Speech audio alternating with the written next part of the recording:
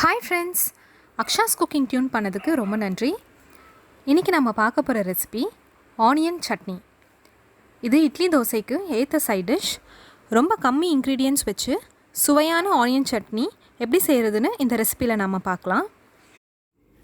இட்லி தோசைக்கு குருமா சாம்பார்லாம் வைக்கிற அளவுக்கு பொறுமை இல்லை, டயர்டாக இருக்கீங்க அப்படின்னா அந்த மாதிரி டைமில் 10 நிமிஷத்தில் இந்த சட்னி செஞ்சு முடிச்சிடலாம். ரெசிபிக்கு போகிறதுக்கு முன்னாடி இந்த வீடியோ உங்களுக்கு பிடிச்சிருந்தா லைக் பண்ணுங்கள், ஷேர் பண்ணுங்கள், சப்ஸ்கிரைப் பண்ணுங்கள், அப்படியே பக்கத்தில் இருக்கிற பெல் பட்டனை கிளிக் பண்ணுங்கள். அப்போ தான் நான் அப்லோட் பண்ணுற எந்த வீடியோவும் நீங்கள் மிஸ் பண்ணாமல் பார்க்கலாம். வாங்க இப்போது ரெசிபிக்கு போகலாம். பேன் ஹீட் ஆகிடுச்சு. 1 டேபிள் ஸ்பூன் ஆயில் விட்டுக்கலாம். ஆயில் ஹீட் ஆன உடனே 3 காய்ந்த மிளகாய் போட்டு வதக்கலாம். 1 கப் ஆனியன் போட்டுக்கலாம். 2 மீடியம் சைஸ் ஆனியன் நான் எடுத்திருக்கேன். ஒரு சின்ன தக்காளி போட்டுக்கலாம். 2 ஆனியனுக்கு ஒரு சின்ன தக்காளி போடுறேன். ஆனியன் தான் நிறைய இருக்கணும், தக்காளி ரொம்ப கம்மியாக இருந்தால் போதும். எல்லாத்தையும் நல்லா கலந்து விட்டுட்டு வதக்கிக்கலாம். இந்த சட்னி செய்கிறதுக்கு இன்க்ரீடியன்ட்ஸ்லாம் நல்லா சுருண்டு வதங்கணும்னு அவசியம் இல்லை.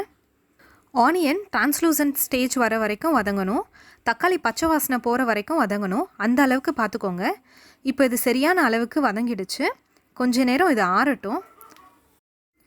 ஆறினதுக்கப்புறம் மிக்சர் ஜாரில் மாற்றிக்கலாம்.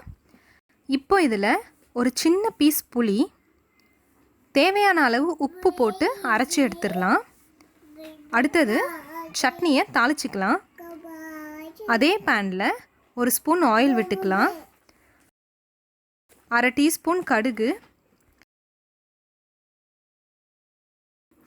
பொரிஞ்ச அப்புறம் 1 டீஸ்பூன் உளுந்து போடுறேன்.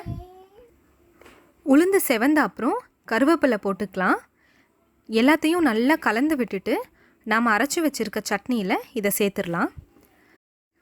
அவ்வளோதாங்க, நம்மளோட டேஸ்டியான ஆனியன் சட்னி சட்டுன்னு ரெடி ஆகிடுச்சு. நீங்களும் ட்ரை பண்ணி பார்த்துட்டு எப்படி வந்துச்சுன்னு சொல்லுங்கள். இந்த ரெசிபி உங்களுக்கு பிடிச்சிருந்தா லைக் பண்ணுங்கள், ஷேர் பண்ணுங்கள், சப்ஸ்கிரைப் பண்ணுங்கள், அப்படியே பக்கத்தில் இருக்கிற பெல் பட்டனை கிளிக் பண்ணுங்கள்.